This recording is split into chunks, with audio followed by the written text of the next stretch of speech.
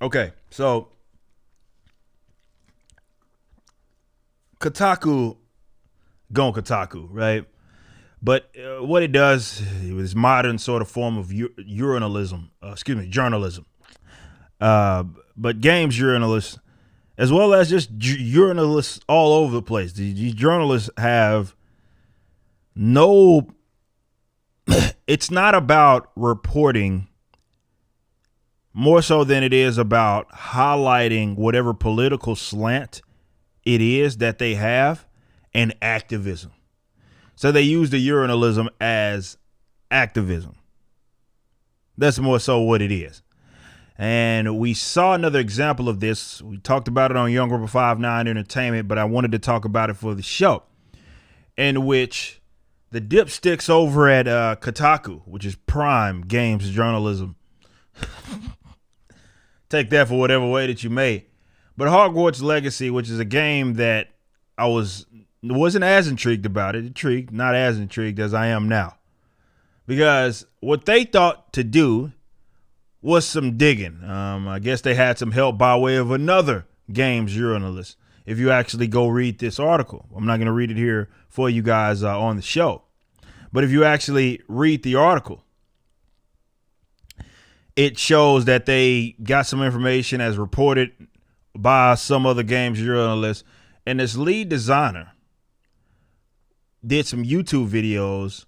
And he's talking about a lot of how social justice, they said it as anti-social justice. He makes the case that social justice is injustice, which it is. There's no such thing as actual social justice. There's only justice. And by you actually are committing acts of injustice if you try to implement these corny ass nonsensical rules of social justice here.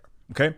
But they uncovered this information. Of course, they wanted to let everybody know, and it's like Gina Carano. It's the same thing. It's, hey, we want to let everybody aware of this so we can put all of this pressure, and we hope the company ends up getting rid of them. Because if you read the actual article, it's just a complete slant. It's not even objective by any means. He's at the end of it calling them a bigot and all of this sort of buzz terms that these guys use to describe folks that disagree with them.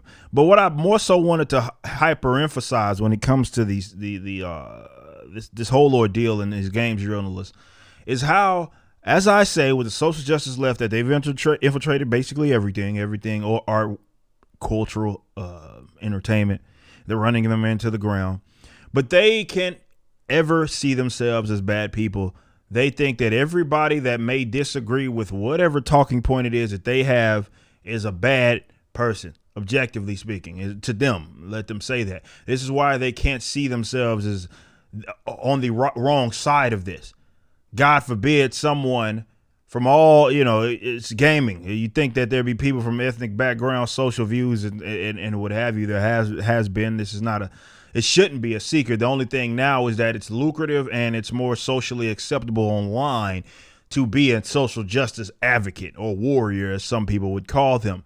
That's an acceptable thing, and it's the only thing as far as they are concerned. So in the event that no matter what it is that you say, no matter what it is that you do, it doesn't matter if there's merit or none of that matters to them. It's, what are your social views? How do you align? Because you think about it, would this ever be a story if, let's say, lead designer donated to Planned Parenthood?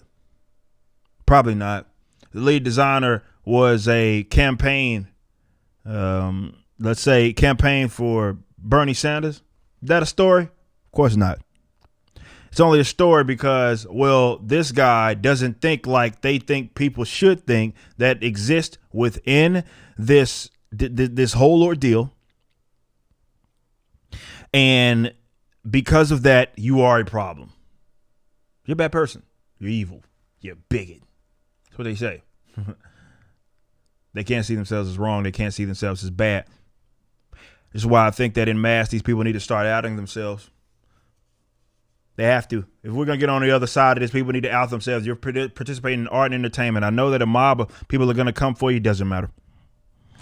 Out yourself, and people need to go support folks that let's say are not really raging leftists, because really that's all that it applies. This is why instead of saying, like, some people wrongfully speak, well, they hate conservatives like that. And I'm like, no. That's not it.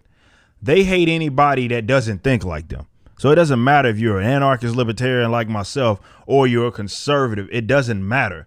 If you express views that are like a counter, let's say what they believe, you are a problem. And as far as they are concerned, you are a threat. It's not just MAGA hat wearing Trump supporters that they despise. No, it's that they despise anybody that does not think like them. So they'll come for you no matter who it is that you are. You can be apolitical. It doesn't matter. Right. You see, these people here, and this is the interesting thing. You go read some of these comments and you get these freaking weirdos who are sitting here like, oh, my God, look at this. He follows some conservative commentators. Lauren Chen, he follows Lauren Southern. He follows Ben Shapiro. Oh, my God. How could we have someone that is part of a game like this? She says, or Julio, it says, I really wanted to get into the game. But they should totally kick this guy out. That's what the guy that tweeted this said. They can't even exist among folks that disagree with them. You know, and this is why I made the case that maybe there was a mistake made by way of non-leftists and that they probably should have been gatekeeping. See, it sounds bad because generally you think of gatekeeper, you think of, well, people that want entry into some sort of subculture, you know, that gatekeeper is going to keep them out because they think it belongs to them. What the hell are leftists doing right now?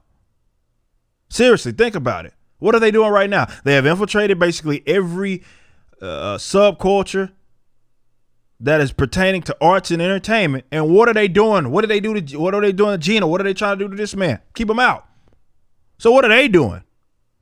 Right?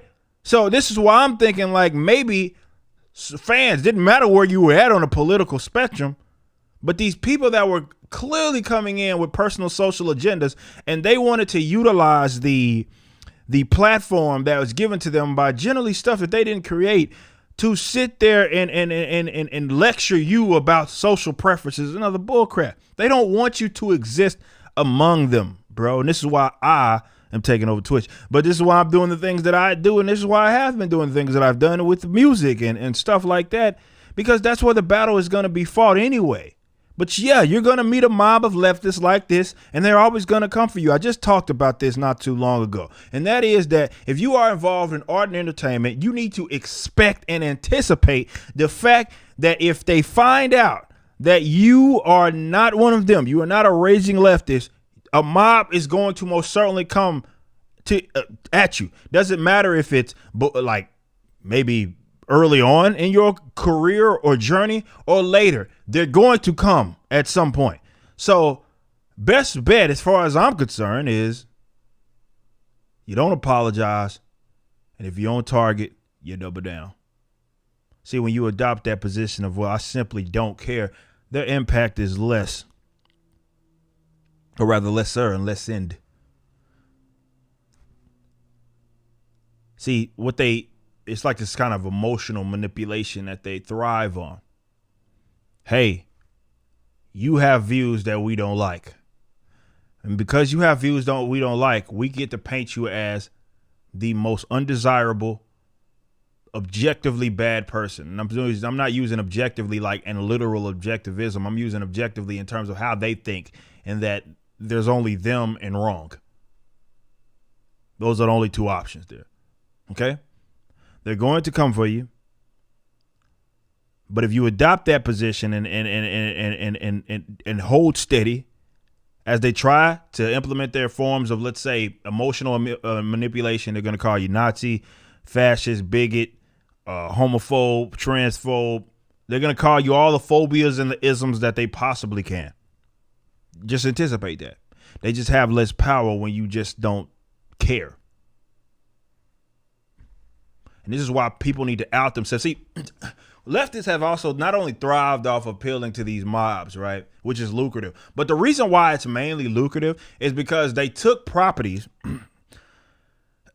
and subcultures that they now run, and they're into the ground, but they run them nonetheless. And because folks like myself or other people that aren't one of them have sort of attachments to them, they have been able to thrive off counting on that person's dollar, counting on that person's monies. See, I'm not making the case that you should completely abandon everything that they now control, because you probably would have to. I mean, yeah, you wouldn't have anything to consume. But what I am saying is consume it less. I'm advising you rather to consume it less and put more energy into supporting people in their projects that aren't raging leftists. Number one, that's what they do. But number two is I don't think non-leftists understand how many of them is and how powerful it is that they are. See, leftists understood that. They knew they didn't have to have the ideas. They could be dumb as a box of rocks. They could be stupid. They could say things that don't make sense. It doesn't matter. They taking over your source of entertainment. So all they have to do is just regurgitate what it is that they heard. Beep, beep, beep, beep. New firmware update. And they roll out the blue check marks and they say the same thing. And now the people that they're trying to appeal to now adopt this position. It's that easy. They don't have to be right or correct or righteous or just or anything. None of that matters. See, and this is where the people that were more, let's say, thinking with their ideas, and I get it. Conservatives, libertarians have this the worst, where it's like, hey, I'm the smartest person in the room, and that's all that I need. Culture, who needs any subculture? Entertainment, that is for losers. Who needs that? I'm the smartest person in the world. See, they don't care. It's not as effective. See, you've been neglecting culture for a very long time. See, now is the time to stop doing that. Because you see the tactics, and I'm going to keep pointing it out. You see how the tactics are, how they continue to ramp them up. They want you gone. You could be connected to a property. Star Wars doesn't matter. Marvel, DC doesn't matter. These fools will take that money. Unfortunately, take that money. Then take the popularity that they gave them. So many actors and actresses had their entire careers made by depicting comic book characters. Folks, I ain't never heard. I know who the hell Brie Larson was before she became Captain Marvel. They get their whole the future, their careers get built off of depicting characters, right? And then they get on the stage, they get an award, and they say, "I hate you, you dumb son of a bitch. I hate you." See, maybe if we put the effort more so into people that, I don't know, didn't hate you simply because you didn't think like them, we get on the other side of this. But this is going to take it's not a controlled effort. It's a marketized, not a controlled effort, but it is going to take an effort by way of the creators and the consumers to actually start turning people into rock stars, turning people into superstars, rather, and actually supporting them instead of supporting constantly and with all of your might and effort people that want you dead ultimately.